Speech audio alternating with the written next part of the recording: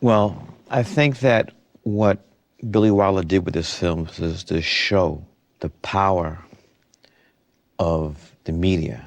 And we're going to see another version of that in another film we're going to talk about later, and how people could be manipulated. It becomes a circus, hence the original title, The Big Carnival. People setting up tents, concessions. For me, one of the great things I learned from studying this film is that no matter how dark the subject matter is, that you can still put humor in.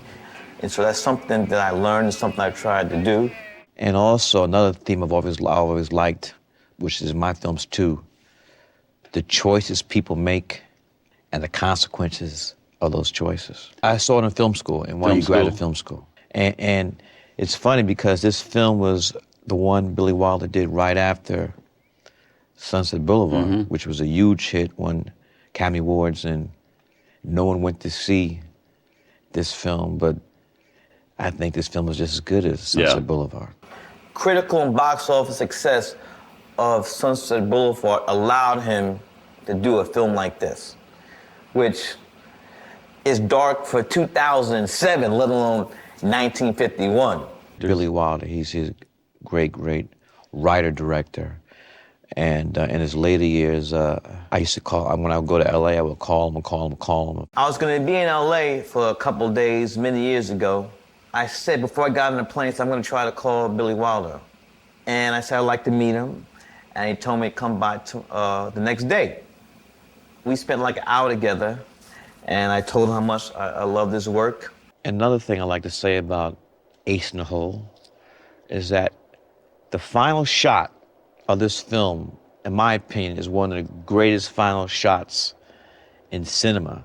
For me, one of the greatest shots. I've never seen a shot that ends a film like that. Amazing. 10, 15 minutes, Kirk Douglas is walking around with this mortal wound from being stabbed. And he makes it back to the newspaper, and whop, just falls right down, and his face is like this close to the lens.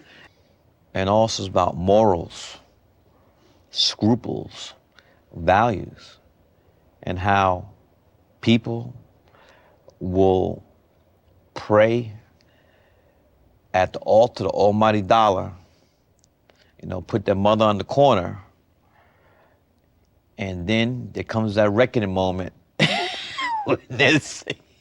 Like, my God, why'd I do this?